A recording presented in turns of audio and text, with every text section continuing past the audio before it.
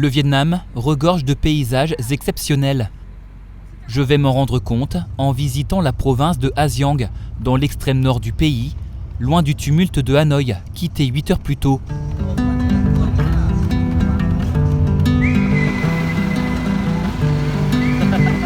J'ai 3 jours pour découvrir un Vietnam à l'état brut, avec Ai, mon guide. Sous la protection de Bouddha, le road trip débute au cœur des rizières. Première rencontre avec ces cultivatrices. C'est le temps des plantations. Dans 3 mois, le riz sera prêt à être récolté.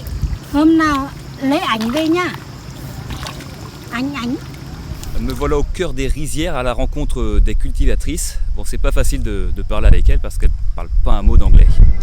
Mais qu'importe, les hauts plateaux du Vietnam s'apprêtent à dévoiler d'autres secrets.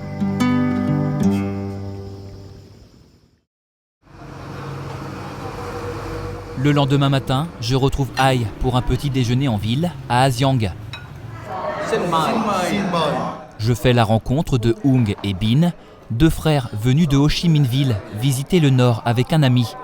Hung, tout fier de pouvoir me sortir quelques mots en français. La tête, la mère, le nom, merci, cảm ơn.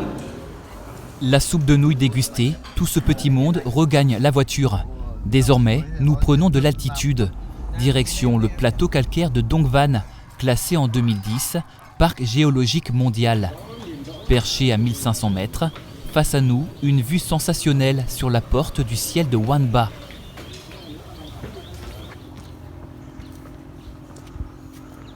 Quelques kilomètres plus loin, les montagnes jumelles, avec leurs rizières colorées. Hung, ce médecin de 64 ans, se laisse transporter par le panorama. Cảnh rất là đẹp, cảnh rất là đẹp, rất là đẹp. Cette matinée a ouvert l'appétit. Nous faisons une halte dans un restaurant pour le déjeuner.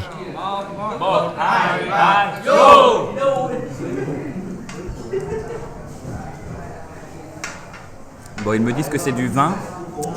C'est un petit peu fort. Alors je suis avec Young, il va me montrer comment on mange du riz avec les baguettes.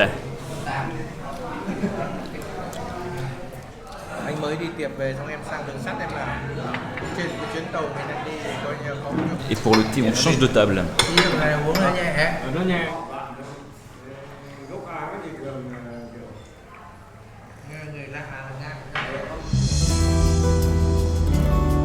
Dans l'après-midi, nous reprenons des chemins tortueux jusque Tam Ma Pass et sa route en zigzag. Nous sommes accueillis par les enfants du village voisin de Po Cao, venus vendre leurs bouquets de fleurs. Xin chào. Un peu plus loin, le village traditionnel de Lung Cam. Tandis que mes compagnons de route font quelques provisions d'épices locales, je tente un premier contact avec les habitants. You don't speak English? En vain, cette femme cherche un billet dans sa poche, façon plus ou moins habile de me faire comprendre qu'elle attend de moi un peu d'argent. Et puis, je fais la rencontre de ce joyeux bougre, un peu perché, incapable d'aligner plusieurs mots. What is it? Je cherche finalement un peu de soutien auprès de ces biquettes. Bonjour toi. De nouveau sur les routes. Au loin, on peut apercevoir la tour du drapeau de Lung Cou, située sur la montagne du Dragon, à 1700 mètres d'altitude. L'endroit indique le point le plus au nord du territoire vietnamien. La Chine n'est plus très loin. À Ha Giang, on est dans la province la plus au nord du Vietnam et dans quelques instants, je vais tout simplement franchir la frontière et arriver en Chine. Et voilà, ça y est. Si le lieu marque officiellement le passage vers la Chine, il n'y a pourtant pas de contrôle. Malgré tout, il ne faut pas rigoler avec les autorités chinoises, comme me confie Greg, un touriste américain. A little while ago, there was an American guy on a motorbike. He came through, just crossed this border from Vietnam into China. There's a road right over here, and he took the road about 3-5 kilometers, and the Chinese policeman on a motorbike stopped him, brought him back, escorted him, and said, "Go back to Vietnam."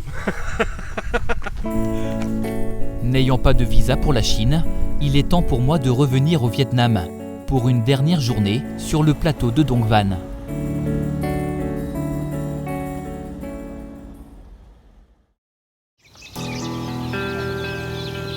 Le troisième jour s'ouvre sur des tableaux toujours aussi somptueux, notamment celui du col de Mapileng, baigné par la rivière Nokwe, qui serpente entre les falaises.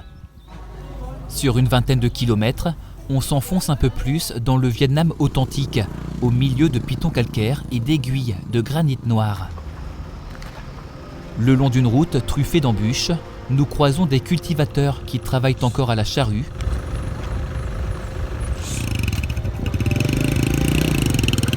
avant de s'arrêter dans le village de Lung Tam. Ici vit la minorité ethnique des Hmong. This is a hemp plant.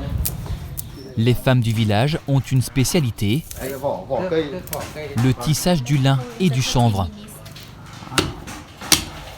Rien de mécanique, tout est confectionné de manière artisanale. Okay. So next step we make one by one very long.